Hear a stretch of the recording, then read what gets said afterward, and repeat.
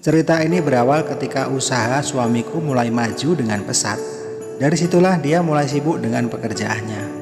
Aku sebagai istri selalu mendukung semua pekerjaan suami. Tapi di sisi lain aku jadi merasa kesepian karena suamiku sering pulang malam, bahkan sering keluar kota beberapa hari untuk mengurus bisnisnya. Setiap malam tidak ada yang membelaiku seperti yang dulu. Dulu sebelum suamiku sibuk, seminggu 3 kali kita mesti melakukannya.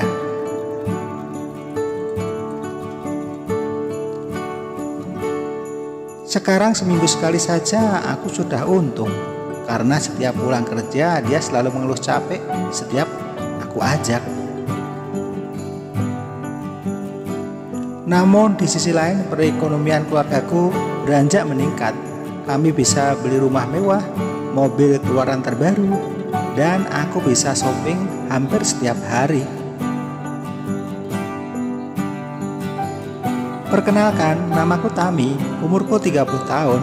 Aku memiliki paras yang begitu menarik dan mempesona. 5 tahun sudah aku berumah tangga dengan Mas Budi, suamiku. Selama 5 tahun itu pula kita belum diberi momongan. Padahal segala usaha telah kita lakukan. Tapi anak yang kita dambakan belum juga datang. Itu semua yang membuat hidupku merasa kesepian. Buat apa punya uang banyak kalau kebahagiaan tak aku dapatkan?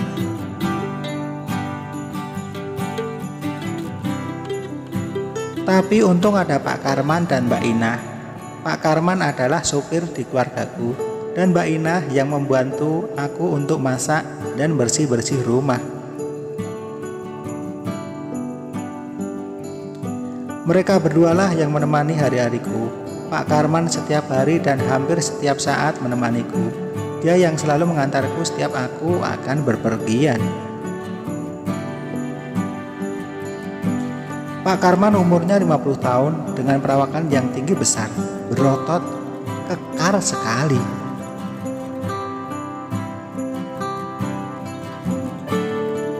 Dia sudah punya istri dan anak. Pak Karman rela meninggalkan istri dan anaknya untuk mencari sesuap nasi demi keluarganya. Karena di kampung Pak Karman sulit mencari pekerjaan. Suatu hari pas jadwalku ke salon, badanku meriang sepertinya masuk angin. Tapi tetap aku putuskan untuk berangkat ke salon untuk perawatan. Mari Nyonya, mobilnya sudah siap, sambut Pak Karman. Sebentar Pak, HP-ku malah ketinggalan. Aku ambil dulu di kamar, ujarku. Tak berapa lama kita berangkat ke salon langgananku. Dalam perjalanan kita banyak ngobrol. Dia bercerita tentang keluarganya. Aku pun juga bercerita tentang perjalanan hidupku. Memang aku dan Pak Karman sudah begitu dekat. Karena semenjak suamiku sibuk, Pak Karmanlah yang menemaniku sehari-harinya.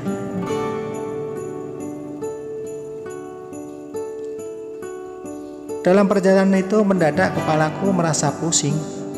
Keringat keluar bercucuran dari tubuhku. Dengan sigap Pak Karman mengantarku ke rumah sakit.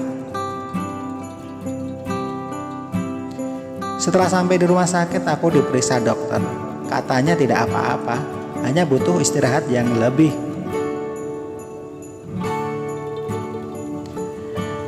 Pak Karman minta izin untuk memberitahu suamiku yang saat itu lagi di luar kota. Tapi aku tidak izinkan, takut suamiku kepikiran dan tidak konsentrasi dalam bekerja.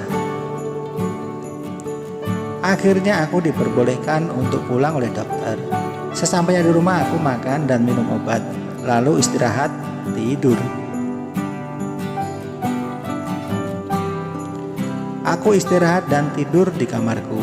Hari itu aku istirahat dan tidur nyenyak sekali.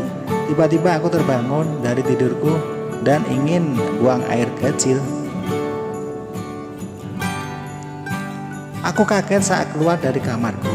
Aku melihat Pak Karman sedang duduk di kursi yang posisinya tepat di samping kamarku.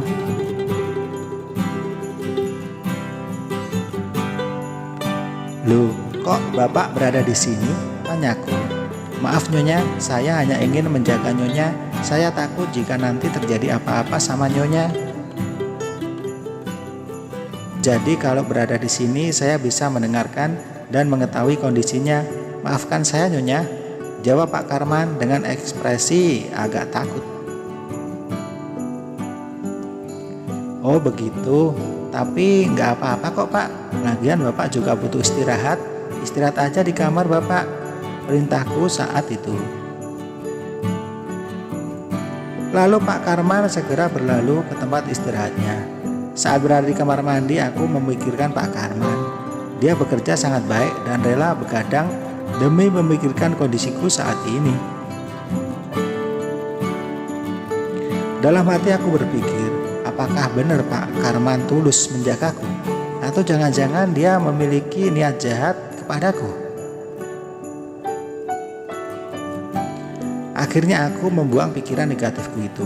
Sepertinya tidak mungkin Pak Karman yang selama ini sudah bekerja dengan baik dan sangat menghormati aku dan suamiku.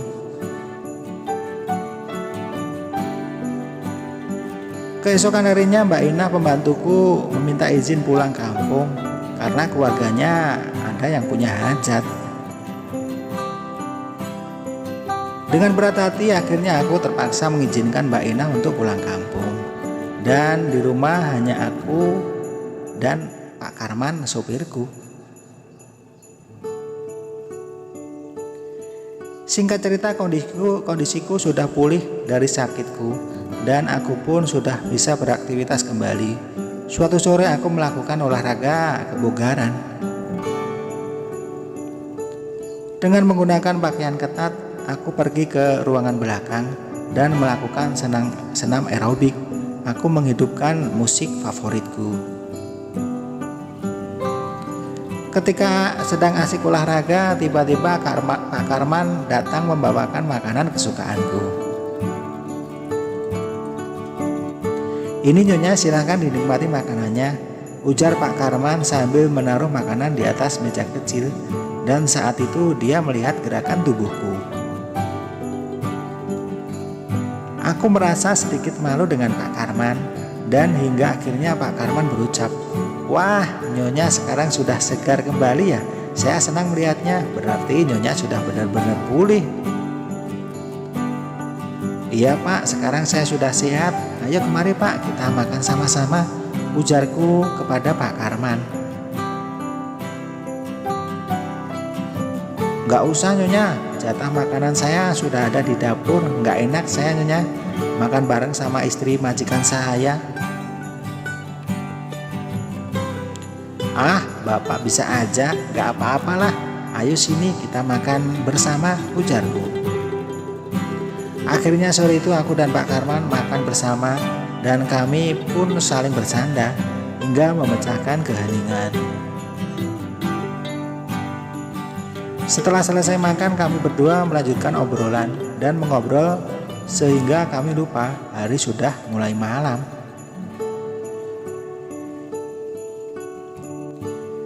Saat malam tiba, di rumah terasa sangat sepi sekali karena Mbak Ina pembantuku sedang pergi pulang kampung. Malam itu aku merasa bosan dengan keheningan dan timbullah niatku mengajak Pak Karman mengobrol di ruang tamu.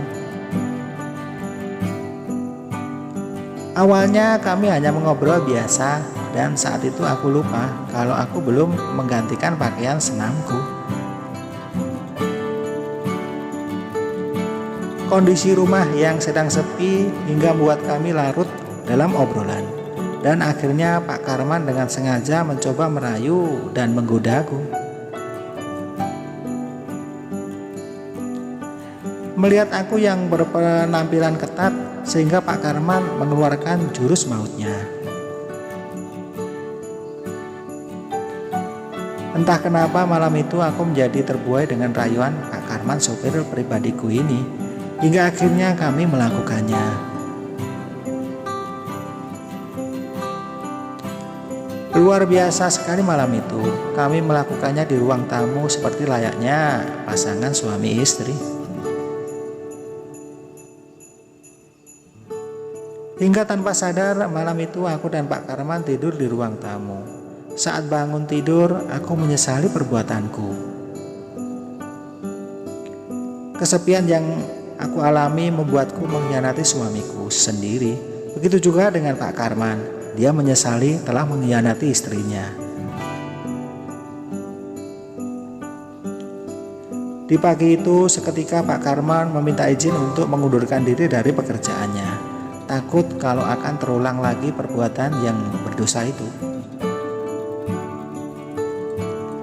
Sebenarnya aku berat untuk mengizinkan Pak Karman pulang, tapi demi suami dan demi semuanya, aku mengizinkan Pak Karman pulang dan memberikan dia pesangon dalam jumlah yang besar.